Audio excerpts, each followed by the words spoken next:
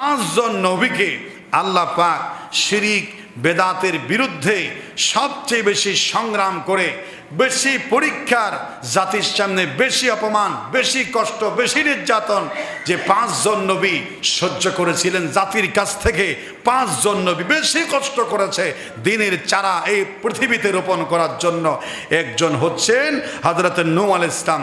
৯৫০ বছর দাওয়াত দিয়ে মাত্র ৪০ পুরুষ নারী তিনি হয়রান হয়ে বলেছিলেন, এই এই এই বনি ইসরাইল এই জাতির লোকেরা বাঁচায় রেখে কোনো লাভ নেই, আপনি এদেরকে ধ্বংস করে দেন, এগুলো আর ঈমান আনবে না। মহাপ্লাবন হয়েছে। নূহ আলাইহিস সালাম খুব কষ্ট পেয়েছিল, শুধু তাকে পাবলিকেরা মারতো, বেহুশ করে রাখতো।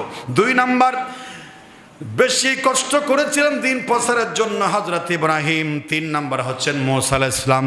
৪ নাম্বার হচ্ছেন ঈসা আলাইহিস সালাম। এত কষ্ট, সে ঈসা আলাইহিস সালাম বারবার হত্যার টার্গেট হয়ে শেষ পর্যন্ত